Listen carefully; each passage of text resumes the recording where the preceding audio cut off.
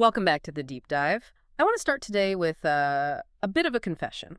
I Mhm. spent the weekend reading through the stack of research we're covering today, and we're primarily focusing on the work of the the absolute titans of psychology, Daniel Kahneman and Amos Tversky. And honestly, Go on. my confidence is a little shaken. Shaken. That's a strong start. Why shaken? Well, I like to consider myself a logical person. Hmm. I pay my taxes. I look both ways before crossing the street. I compare prices at the grocery store. I operate under the assumption that I am the rational actor in the movie of my life. Right. Most of us do. But after digging into this material, specifically these puzzles involving a guy named Tom W. and a woman named Linda, Mhm. I'm realizing that my brain, and probably everyone else's brain, is basically a storytelling machine that is like actively hostile to statistics. Hostile might be a strong word, but it's not. Uh-huh. It's not entirely inaccurate. We're going to talk about a specific glitch in the human operating system today. A glitch. I like that. And it's not just that we are bad at math. It's that we confuse plausibility, does this story make sense, with probability. Is this actually likely to happen? They sound similar, but they're worlds apart. Worlds apart. And to get there, we're going to play a game.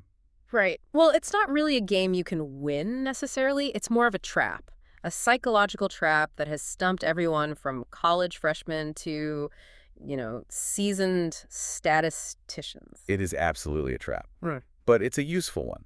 It reveals so much. So we're going to look at two very famous characters in the history of psychology. One is a graduate student named Tom W.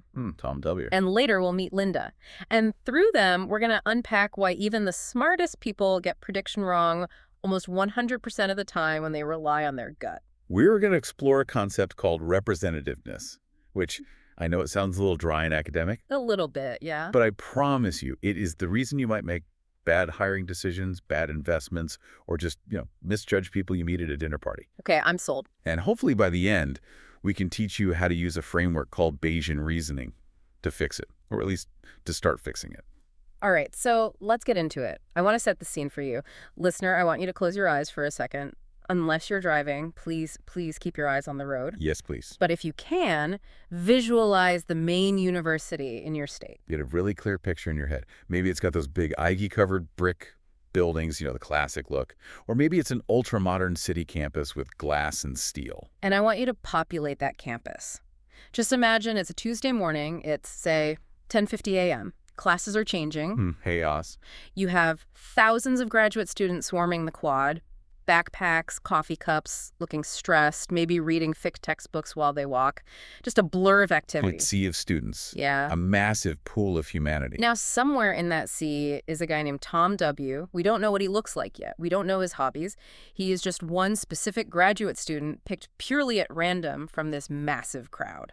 And purely at random is the critical starting point here. You have to get that clear in your mind. Right. Imagine the university is a giant jar of jelly beans, and every student is a bean.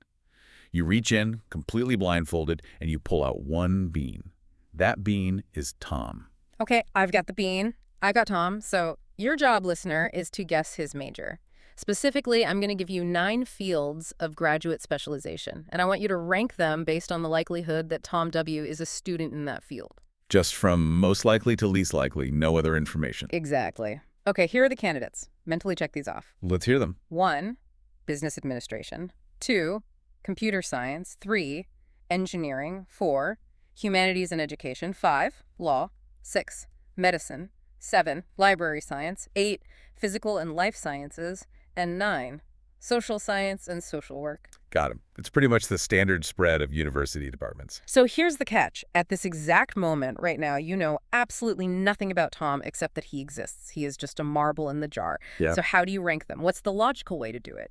If you are thinking rationally, if you are using what Kahneman and Tversky would call System 2, your slow, calculating, logical brain. The effortful brain. The effortful one, yes. There's only one correct way to answer this question. You have to ask, how big are these departments? This is the base rate, right? That's the term for it. Exactly. The base rate is simply the prior probability. It's the background statistics before you get any specific clues at all. It's the boring reality. It's a boring reality. And in a typical university, especially a large state school, the humanities and education departments are huge.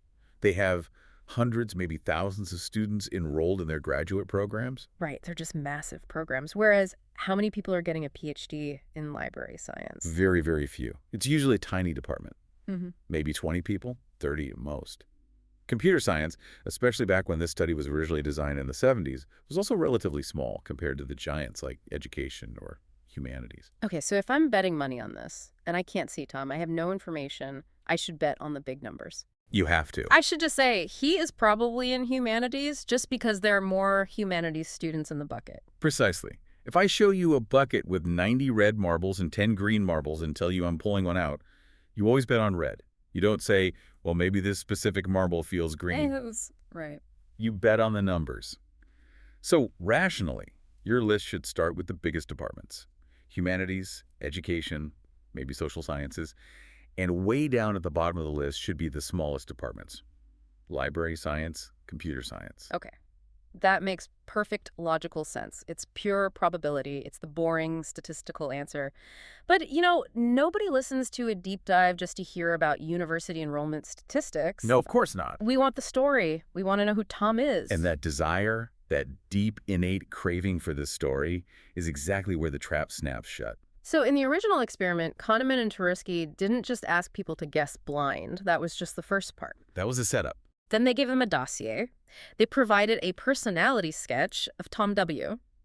And this wasn't just some random sketch. It was designed, it was engineered to trigger very specific buttons in your brain. It was a setup from the very beginning, a brilliant one. So I'm going to read this description to you.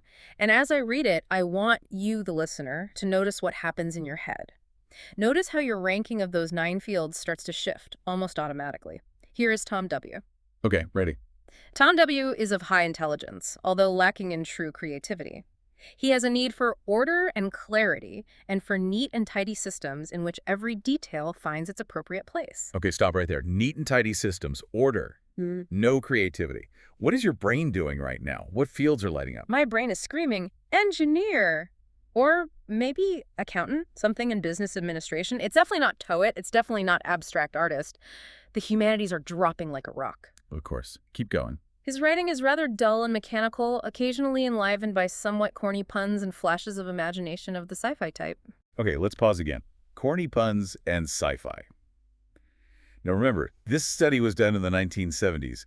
What is the archetype here? It's the nerd. I mean, it is the quintessential geek. I'm thinking pocket protectors. I'm thinking guys arguing about Star Trek in the basement of the science building. Exactly.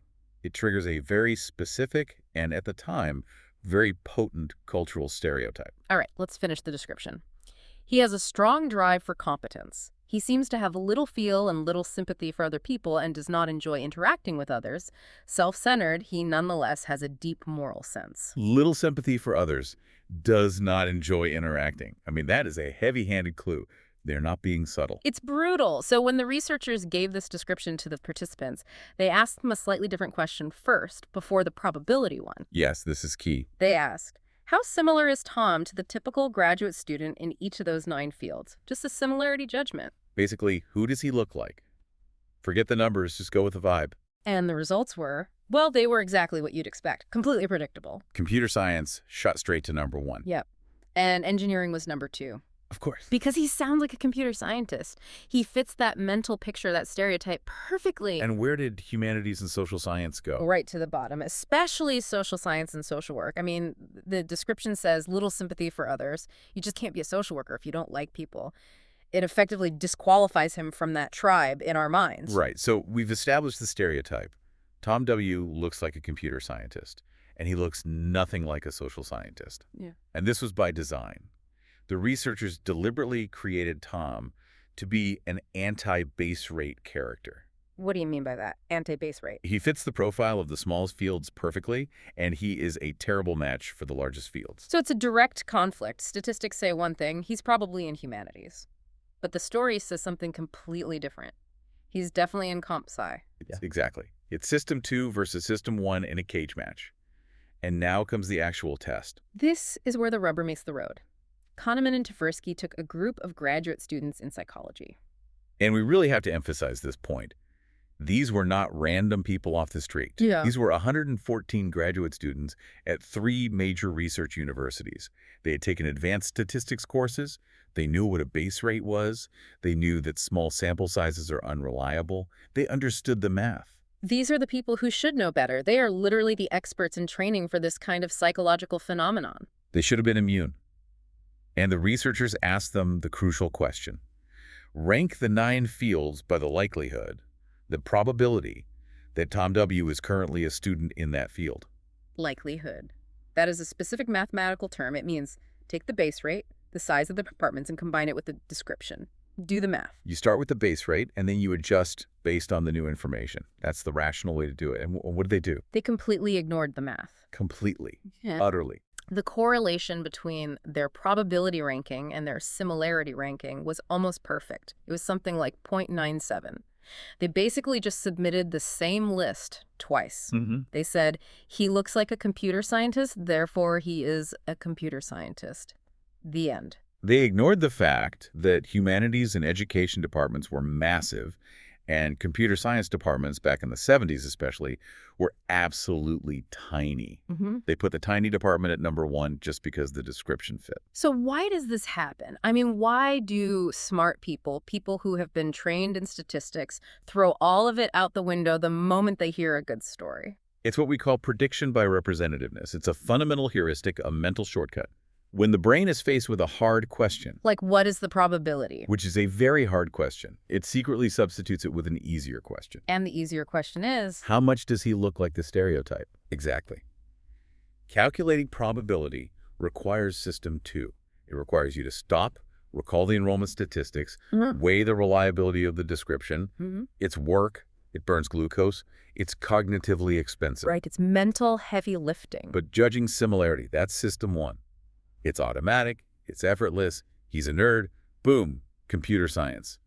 It happens instantly before you're even aware of it. There's this great story in the research about Robin Dawes, who was a colleague of theirs. Oh, I love this story because it shows that absolutely nobody is immune. Right. So, for context, Robin Dawes was a heavy hitter. He was a sophisticated statistician at the University of Oregon.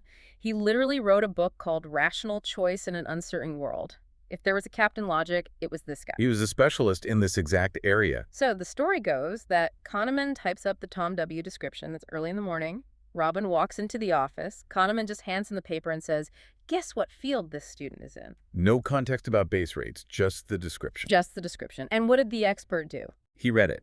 He smiled that little smile of recognition we all have when we spot a pattern. And he said tentatively, computer scientist. He fell for it. He fell for it, hook, line, and sinker. But here's the fascinating part, the crucial part of the story. Kahneman then said to him, what about the base rate? And Robin instantly froze. Kahneman describes him as blushing. He realized immediately what he had done. He knew the math, he caught the math, but the narrative was so seductive that it completely bypassed his training until he was explicitly reminded to use it. Wow. That's actually kind of scary. It means that even if we learn this stuff, the moment we stop paying close attention, we just revert to using stereotypes. Our brain defaults to the easy path. And this creates what the researchers call the mental shotgun. The mental shotgun. Good band name, by the way. But what does it mean in psychology? It means your system 1 is imprecise. It's not a sniper rifle, it's a shotgun. When you ask it a specific, narrow question, it doesn't just give you the answer to that question. Yeah. It fires a spray of answers to related, easier questions. Okay, so I ask, how probable is it? And your brain answers, he looks like one. And he reminds me of my cousin who's an engineer. And it just feels true. It floods you with judgments of representativeness, and you mistake that feeling, that flood, for a calculated probability. I want to pause on this for a second because it explains so much of why we find certain things funny or absurd. The source material brings up Elvis Presley. Yes. The example is the sentence, Elvis Presley's parents wanted him to be a dentist. It's a funny sentence. It gets a chuckle. But why is it funny? It's funny because of the immediate, visceral clash of representations. The images don't match. Not at all. Yeah. You have the image of Elvis, the sequin jumpsuit, the hair, the gyrating hips on the Ed Sullivan Show. And then you have the image of a dentist, clinical, quiet, a white coat, the sound of a drill. They just do not fit. The discrepancy screams at you, and that reaction, that instant, wait, that doesn't fit.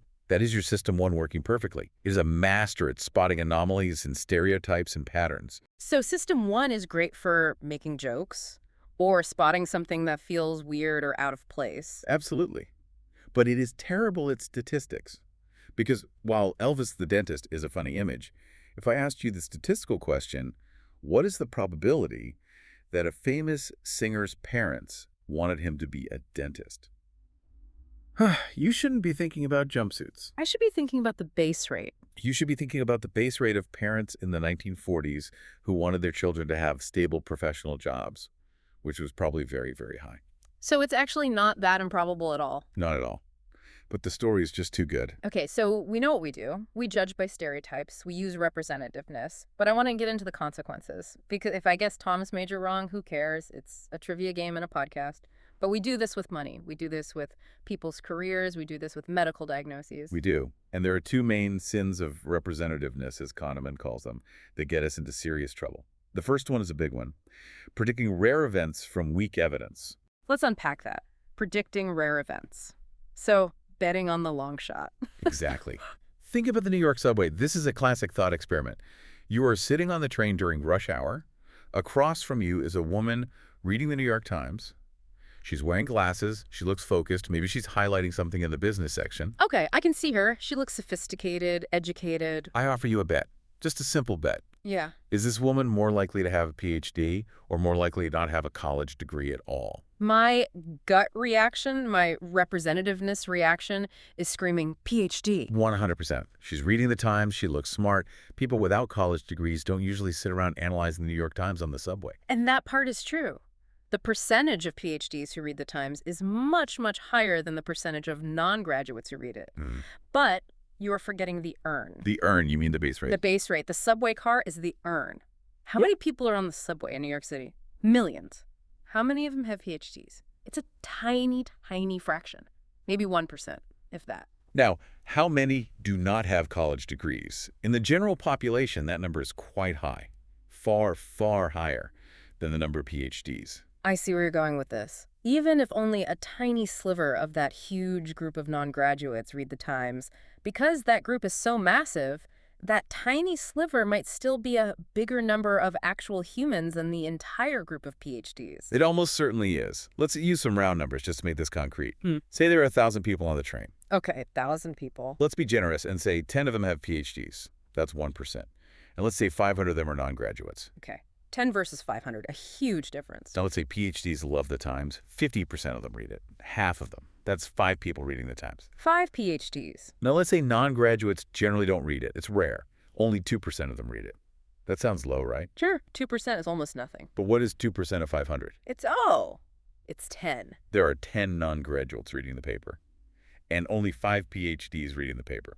Whoa. So on that train, there are literally twice as many non-graduates reading the paper as there are PhDs, even though the PhDs fit the profile so much better. Correct. So if you bet PhD, you lose 2 times out of 3.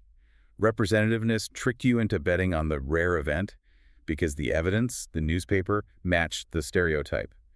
But you ignored the fact that PhDs are just incredibly rare to begin with. That is really hard to wrap your head around in the moment. My brain just refuses to accept it. It feels wrong, even though I know the math is right. It feels wrong to everyone. That's the power of the illusion. It happens all the time. The source gives another great example, the shy poetry lover. Right. If you were looking for a student who is described as shy and a lover of poetry, is it more likely they are a student in Chinese literature or in business administration? Again, the stereotype is so powerful. It says Chinese lit. Business majors are extroverts. They like money. They give presentations. They don't write sonnets. But look at the base rates. Just like the subway, a Chinese lit department might have 20 students in its graduate program. A business school might have 5,000. So even if every single one of the Chinese lit students is a shy poetry lover, that's still only 20 people. And if only 1% of the business students are shy poetry lovers, which seems plausible, right? Sure, there must be some. That's 50 people. So you are more than twice as likely to find your shy poet wandering the halls of the business school simply because the business school is a massive ocean of people. Exactly. But if you tell people he's a shy poet, they will confidently bet on Chinese lit every single time they ignore the ocean. Wow. Okay, that brings us to the second sin, and this one feels even more insidious to me. It's about the quality of the information we're given. Right. Go back to Tom W. for a second, that description. Okay, the nerdy sci-fi guy. Yes. Remember that description? The corny puns, the lack of sympathy. Vividly. It's burned into my brain. Do you remember how that description was introduced? The very first thing they told you about it? I think I said it was a personality skip from his senior year of high school. Yes, but there was a crucial detail. The prompt specifically said it was written on the basis of psychological tests of uncertain validity. Uncertain validity. That is polite academic speak for this might be total garbage. Right. It might be wrong. It might be a lie. It might have been a bad day for Tom. It might be a test that has been debunked for 20 years. The information is flagged as unreliable from the start. When I heard the description, I didn't think about that at all. I just pictured the nerd. I didn't filter the information based on where it came from. I ran with it. That is the principle of WYSEID. What you see is all there is. WASCID.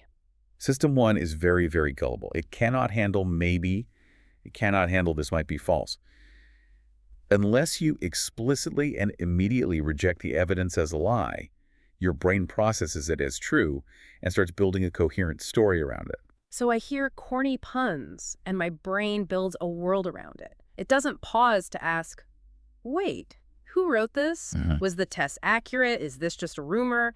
It just takes the information and weaves a narrative. Exactly. You completely ignored the reliability, or in this case, the unreliability, of the evidence. And this is the sin. You allowed a piece of unreliable, weak evidence to push you toward a rare, unlikely prediction. That is a dangerous combination. Unreliable info plus ignoring base rates equals confident stupidity. Confident stupidity is a great way to put it. This is exactly what Michael Lewis wrote about in his book Moneyball. Oh, the baseball book. I love that book. Right. For 100 years, baseball scouts were the ultimate victims of representativeness. They judged players by the good face. He looks like a ball player. He has a strong jaw. He's tall. He walks with confidence. They were looking for the stereotype of a star athlete. They had a mental image, and they were trying to match prospects to that image. And in doing so, they missed the guys who looked weird. The guys who were chubby or short or had a strange throwing motion. Billy Beane came along and basically said, I don't care about the good face. I care about the base rate. I care about the on-base percentage. He looked at the hard data, not the narrative. And he realized that the scouts were systematically overvaluing the look and undervaluing the actual performance statistics. He exploited the fact that everyone else in the league was blinded by representativeness. And that is why a team with no money started winning. So this leads to a really burning question for me. Why? Why are we like this? Is it that we're stupid? Is it that we just don't know any better? Or is it something deeper? Are we just wired this way? Well, that's exactly what researchers wanted to know. Is this an issue of competence, meaning we can't do the math? Or is it an issue of performance, meaning we just don't bother? Ignorance versus laziness. Precisely. And to test this, they did one of the weirdest, most fascinating experiments in the history of Harvard University. This is my favorite part of the research stack we looked at. It involves facial yoga. Yeah. Basically, yeah. They brought in a group of Harvard undergraduates, so smart kids. Right. Top of the class. And they split them into two groups. Group A was told to puff out their cheeks. Everyone listening, try that right now. Just puff out your cheeks like a blowfish. How does that feel? It feels silly. Yeah. But emotionally, it's totally neutral. I don't feel happy or sad. I just feel like I have air in my mouth. Exactly. It's an emotionally neutral muscle contraction.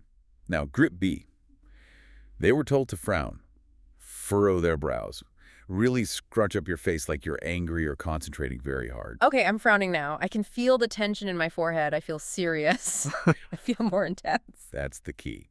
Frowning is physically and psychologically associated with cognitive strain. When you are working hard on a math problem, you frown. When you are suspicious of something, you frown. It sends a biological signal to your brain that says, wake up. Something is difficult here. Pay attention. It's like a manual override. It wakes up system 2. It does. So while holding these bizarre facial expressions, they gave all the students the Tom W. problem. The cheek puffers versus the frowners. Who won? The cheek puffers failed spectacularly.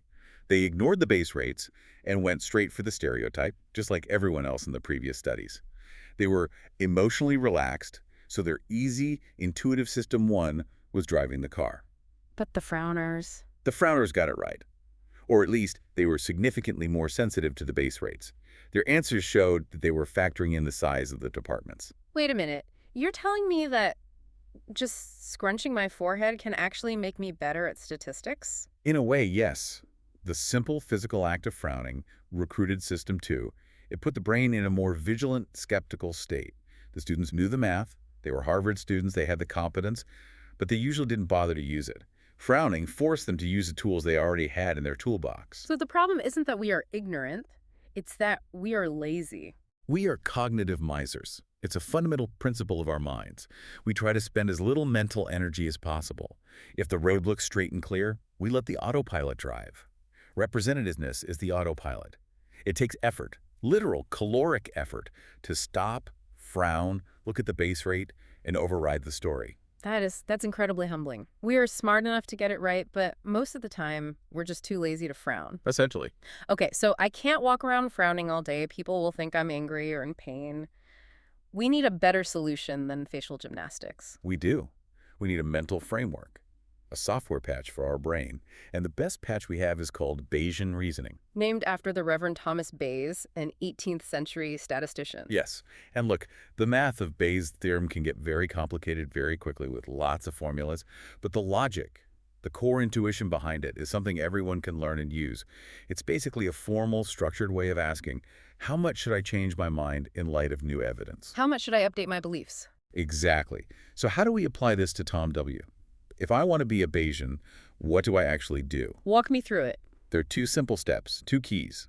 Key number 1, anchor on the base rate. Anchor on the base rate. So that means before I even look at the clues, I have to stick a pin in the map. I have to establish my starting point. Exactly. Before you read a single word of the description of Tom, you ask, what is the probability of any student picked at random being a computer scientist? And the answer is low. Maybe 3%, something like that. And what is the probability of any student being in humanities? High. Much higher. Maybe 20%. Okay.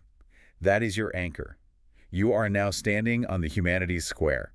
Your initial belief, your prior probability, is heavily biased against computer science because the numbers tell you to be. Got it. I am anchored, I've thrown it overboard, and it's stuck in the mud of the base rate. Now what? Now, key number 2. Question the diagnosticity of the evidence. Diagnosticity. That's a fancy word. It just means, how strong is this clue? How much should this particular piece of evidence move me off my anchor? So I look at the description. Corny puns, sci-fi type. Does that point towards computer science? Yes, a little. But is it diagnostic? Is it a smoking gun? Well, no. We already established that the source was unreliable. It's a high school sketch from a test of uncertain validity. Right, so it's very weak evidence. So imagine a sliding scale. On the far left, you have your anchor, which is humanities at 20%. On the far right, you have the stereotype, which is computer science. Okay. If the evidence is weak, you only take one tiny step toward the stereotype. You admit, okay, based on this sketch, he's a little more likely to be a comp-sci major than a completely random person. You might move the probability from 3% to maybe 5%. But I don't run all the way to the other side of the room. Exactly. You stay very close to your anchor. You should conclude he's probably still in humanities, but maybe he's a slightly nerdier than average humanities student. The base rate should still dominate your thinking. But what if the evidence was strong? What if the clue wasn't a sketch, but it was? We have a verified transcript of his PhD thesis on artificial intelligence. Now that is highly diagnostic. That is a smoking gun. In that case, Bayes' logic says, let go of the anchor immediately. Slide all the way to computer science. The probability jumps to 99.9%. I see. So Bayesian reasoning is really about weighting the evidence appropriately. It's a constant tug of war in your mind. The base rate is pulling one way. The evidence is pulling the other way. The mistake we all make naturally is we let even the weakest evidence yank us all the way over, ignoring the anchor completely. We treat all evidence like it's a smoking gun.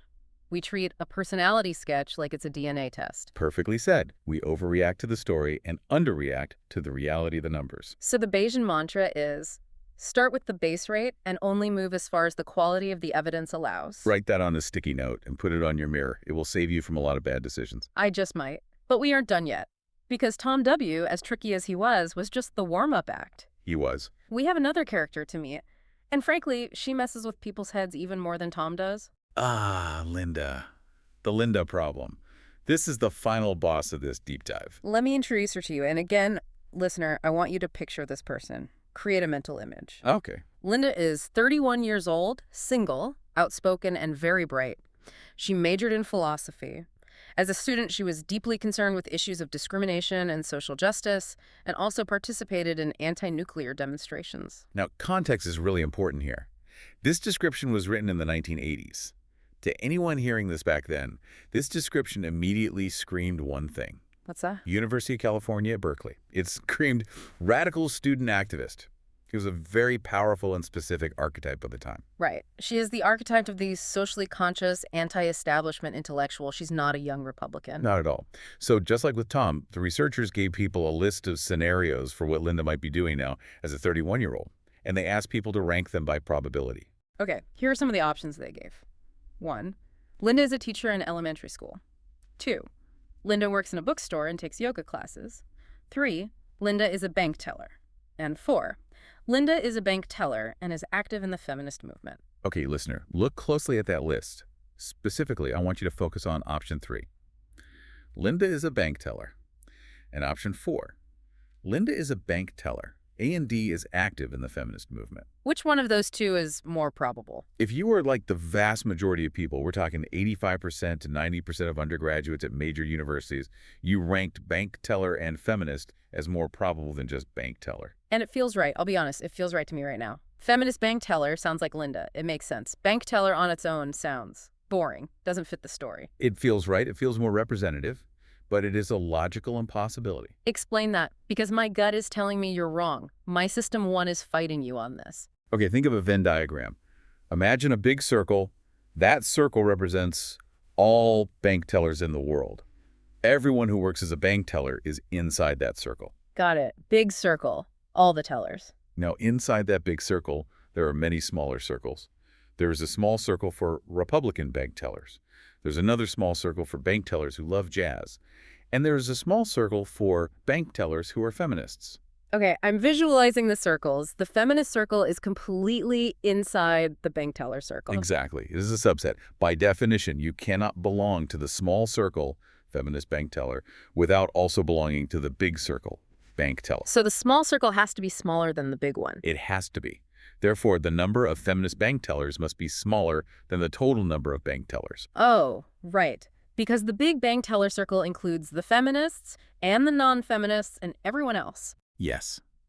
Mathematically, the probability of two events happening together, A and B, is always lower than the probability of just event A happening alone. Linda is a bank teller, is the broader category. Linda's a feminist bank teller, is a more restrictive, smaller category. So by choosing the detailed option, I am betting on a smaller horse. A logically smaller horse. You're betting on a subset being larger than the set that contains it. It's a fundamental error of logic, and people do it consistently. They commit what is called the conjunction fallacy. So why? Why does less is more happen? Why does adding that extra detail make it feel more likely, even though it's mathematically impossible? It's all because of narrative coherence.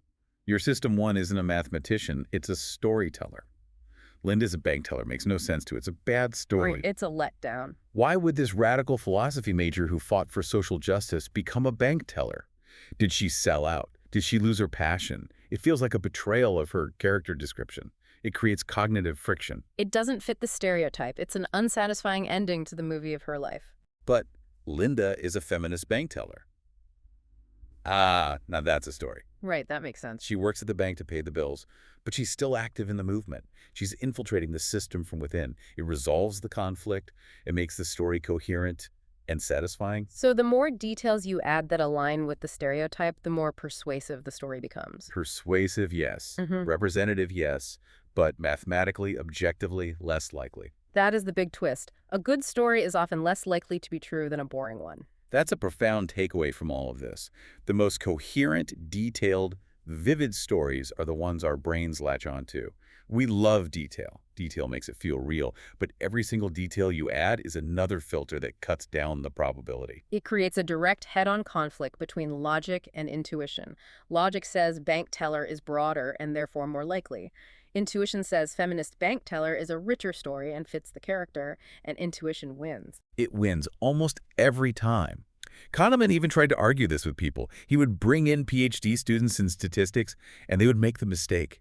He'd present the logic. He'd show them the Venn diagrams, and people would get annoyed. They'd say, okay, sure, you're technically right on the logic, but my answer is still the right one about Linda. Don't bother me with your Venn diagrams. I know Linda. Exactly. We are so attached to the story that we will fight the logic to protect it. So, wow, we've been on quite a journey here. We met Tom W., the computer science stereotype, who is probably actually a humanities major. We met Linda, the feminist bank teller, who logically should just be a bank teller. And through them, we learned that our brains are incredibly susceptible to representativeness, judging by stereotypes, and incredibly resistant to base rates, judging by statistics. So as we wrap up, let's bring this home to the listener. Why does this all matter? We've talked about baseball, we've talked about guessing majors, but where else does this show up in our lives today? Oh, it shows up everywhere. It shows up in medicine all the time. A doctor sees a patient with a set of symptoms that perfectly matches a rare, exotic disease they just read about in a journal. The story fits. The story fits perfectly. But the doctor forgets the base rate, that the rare disease is 1 in a million, and the same symptoms are also caused by a very common virus that affects millions. And they end up misdiagnosing because they go for the good match instead of the likely cause. Exactly. It shows up in business, in investing. Yeah. And the source material leaves us with a really provocative thought about the corporate world. Yes.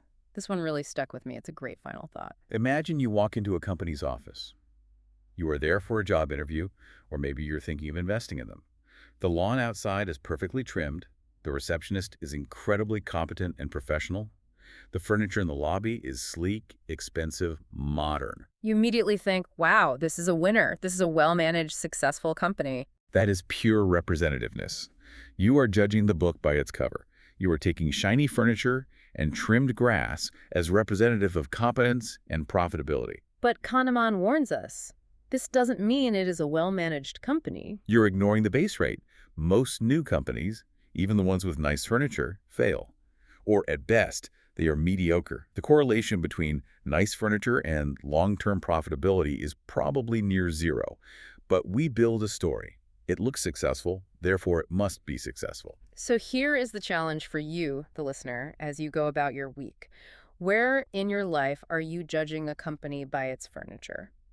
Where are you judging a person by their cover and ignoring the base rate of success or failure? Maybe it's that new startup that looks like the next Apple. Maybe it's that politician who looks like a leader. Stop. Puff out your cheeks if you have to, or better yet, frown. Engage system 2. Ask yourself, what is the base rate? Where's my anchor? And how strong is my evidence, really? Don't let a good story get in the way of the truth. Thanks for diving deep with us today. It's been a workout for my system too, but I think it was worth it. Always worth it. Keep questioning your intuition. We'll see you on the next deep dive.